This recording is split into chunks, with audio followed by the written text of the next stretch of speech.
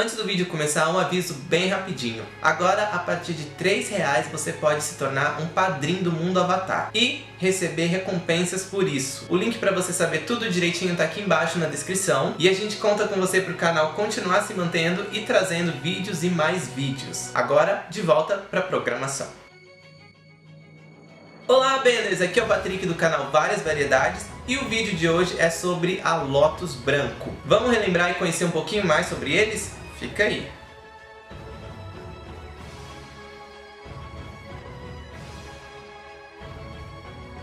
Todos fazemos parte da mesma sociedade secreta antiga, um grupo que transcende as divisões das 4 nações. A Ordem do Lotus Branco.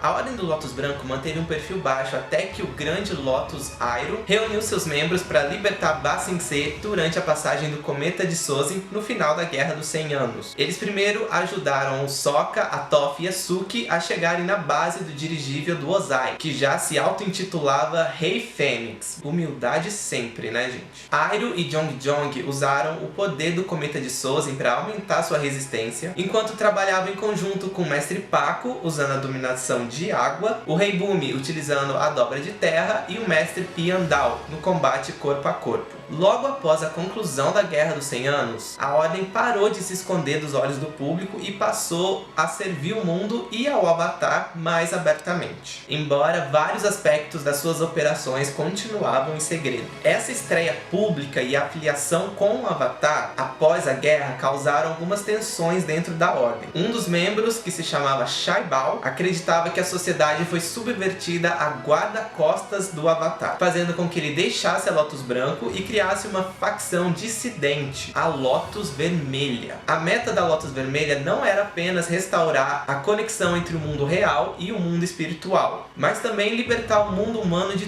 todos os governos, que eram até então apoiados pela Lotus Branco. Depois de investigar muitas alegações da tribo da Água do Norte e do Sul, muitas falsas por sinal, uma delegação de 3 membros da Lotus Branco viajou até a tribo da Água do Sul a convite do Toph da Senna, onde eles finalmente descobriram a Korra como o próximo Avatar. Mais pra frente, a Ordem prendeu 4 membros da Lotus Vermelha: Gazan, Minghua, Li e Zahir, que a gente conheceu em uma das temporadas de A Lenda de Korra. Eles foram presos em 4 instalações de segurança máxima por tentarem sequestrar o Avatar. Essas prisões eram guardadas por sentinelas da Lotus Branco e mantinham os prisioneiros há 13 anos. A Ordem também tentou discernir os motivos pelo qual eles tentaram sequestrar a Korra, mas não obtiveram sucesso. Cumprindo os pedidos do Avatar Aang no final de sua vida, a Ordem do Lotus Branco manteve o próximo Avatar a salvo até que ele ou ela completasse o seu treinamento. No entanto, foi o filho mais novo do Aang, o Tenzin, e o pai do próximo Avatar, o Toph,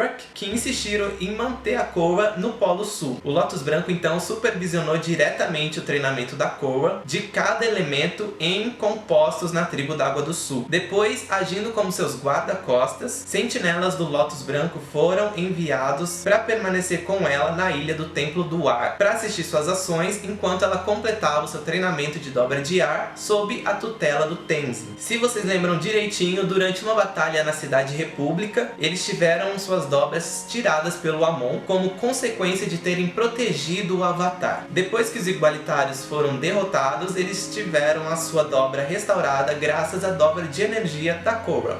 Agora que a gente já sabe de alguns dos melhores feitos da Ordem do Lotus Branco, vamos conhecer um pouquinho de cada membro dela. Um dos nossos preferidos, o Tio Airo, um amante de Paixô, um grão-mestre e um grande Lotus da Ordem que frequentemente defendia que Paixô era mais do que um simples jogo. E tem vídeo sobre os melhores conselhos do Tio Airo pra você ver, tá aqui em algum canto, deixa eu ver, esse aqui, eu que fiz também, assiste lá depois. O Mestre Piandao também foi um grande membro da Ordem. Uma vez ele ofereceu ao Sokka uma telha de Paixô como presente de despedida que simbolizava sua participação na Ordem. A imagem do Lotus Branco no punho da espada do Sokka e na entrada da propriedade dele também eram referências da sua participação. Pouco antes da chegada do Cometa de Sozin, o Mestre Paco, o Rei Bumi, Jong Jong também acompanharam o Airo como membros da organização, embora nenhum deles tivessem mostrado símbolos da Ordem no tempo que Aang se encontrou com eles. Outros membros também eram visíveis no acampamento, mas a gente não sabe muito sobre eles. 70 anos depois, a Ordem já não era mais tão secreta assim. E em vez disso, dedicava-se a proteger o Avatar durante o seu treinamento. Muitos outros membros estavam mais presentes na Ordem agora do que no passado, incluindo um líder e muitos sentinelas que eram membros do baixo escalão.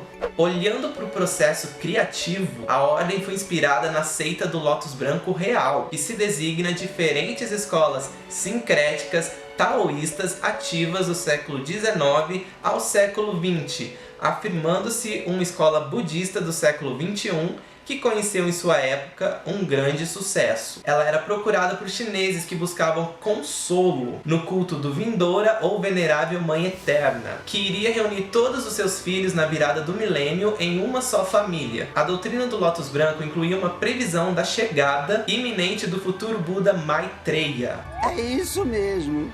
Então é isso, gente. É incrível ver como o mundo de Avatar é cheio de referências, não é? Tantas inspirações, tantos acontecimentos do mundo real só mostra que a gente tem mais e mais o que explorar e a gente vai continuar trazendo isso tudo pra vocês.